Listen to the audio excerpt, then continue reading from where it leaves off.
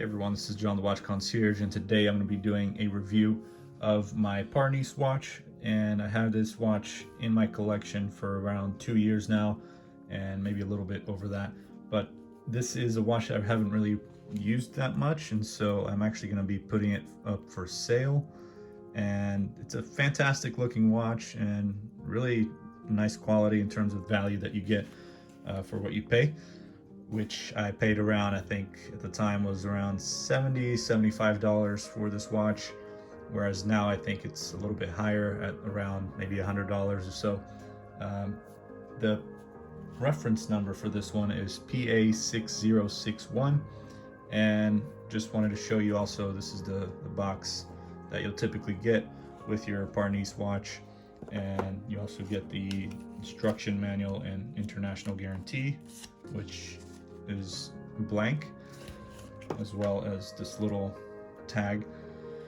And now that we can go ahead and start talking about this watch, so the case size is 44 millimeters, which is not ideal for me, but it is the maximum, I guess, limit for a watch size that I usually put on for myself. And so usually I'll try out different watches, but I know 44 is usually the max, so I try not to go over that because I know it would just be too big. And it is, I would say, still very big looking, but because of the how thin it is, and it's actually a 12 millimeter case thickness, which is not also ideal for the thickness of the watch, but it does feel and look a lot thinner than it is.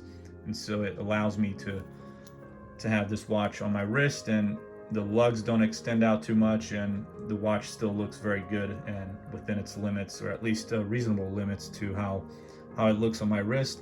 It doesn't look very big because of the big dial and the small size of the bezel, but it's just a fantastic looking watch. And for a pilot style watch, this is usually what you'll get, is a big face, big dial, and the big crown is also very nice looking. I would prefer a 42 millimeter case size. I think that's more ideal for a watch of this style. And you know, that's just how it is with this watch, though. It's quite big, but there's other reasons why I want to get rid of it and sell it. Another one being the lack of sapphire crystal, which they actually have now, the option to have sapphire crystal or mineral glass, which I believe I didn't have that option at the time when I bought the watch, so that's why I ended up just getting this mineral glass, which, as you can see, is very reflective. And I think they have AR coating, because you can tell it's kind of the bluish tone on that reflection, but I'm not exactly sure. So in any case, the anti-reflective coating, if there is on this glass here, it's not doing its job, is it? Besides that, the case polishing and brushing around the bezel and around the case is very well done. You can see that the case sides are brushed, and the bezel is polished, as well as the top of the lugs. And just an overall good looking watch with the stainless steel rose gold tone case and the black dial, which I initially thought was actually blue due to the picture on AliExpress, and when I come to find out, it's actually due to the anti-reflective coating on the glass. So that's why I thought it was originally blue. And either way, I think it still looks very good with the black. And the dial is very nicely done. You can see all the big Roman numerals that stand out very nicely, and they have a good amount of lume on the hands, as well as the numerals. And the markers are really just, everything just pops out, right? Because it's such a big dial, you have everything is kind of just big on this watch. So you got the big crown, which is very nice and easy to use, and I'm not going to wind it more now, but you can tell there's no hacking. The small seconds sub dial here on the 9 o'clock is actually quite nice because it's not something you'll come across that often, so it's nice to have something a little bit different. At least in my collection, I don't have any other watches with the sub-dial seconds on the left side there on the 9. And it's just mechanical, manual wind, no automatic, no rotor. You can see here the case back is very nicely done with the exhibition of the movement here. So you can see it's nicely decorated, but of course nothing extravagant, just a basic decoration that you'll get. And you got the big balance wheel right there. And this is a clone of the ETA 6497 movement, and they had different versions. The ETA 6497-1, which has a 46 hours power reserve, and that's the one I think this is a clone to, is the -1 version, which also beats at 18,800 vibrations per hour. And they also have the ETA 6497-2, which has a 53-hour power reserve and beats at 21,600 beats per hour. So that's the difference between those two ETA movements, but same movement, but just different kind of versions.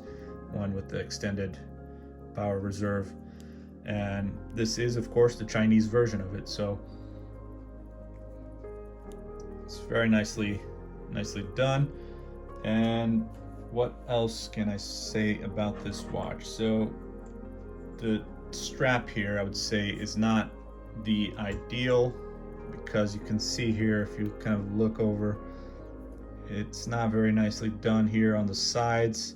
It's just kind of coming apart, and I haven't really used that much, and it's already kind of starting to come off. Though in general it feels like it's a good quality strap, and just by looking you can kind of tell it looks really nice, but then you just look in here on the sides and it's just coming apart, which is not very good. So something that maybe the next owner of this watch can change and swap out the straps. So you got a very nice buckle as well, the Parnis engraved right there, and nicely finished as well.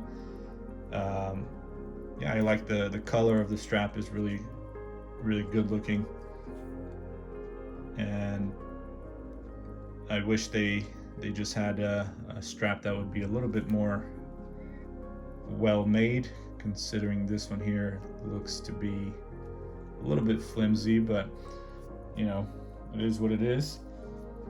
And now we can actually take a look at this Lume. So let's see here.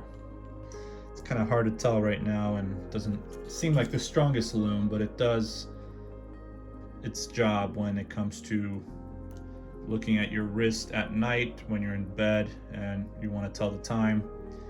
Maybe you can try a little bit longer, see if that helps. Let's see if we can see this Lume. Yeah, you can kind of tell there is Lume there, and yeah, that's as good as it can get right now for the Lume test here. But thanks very much for watching, and make sure to subscribe, like, share the video, and check out all the other videos I have on my channel.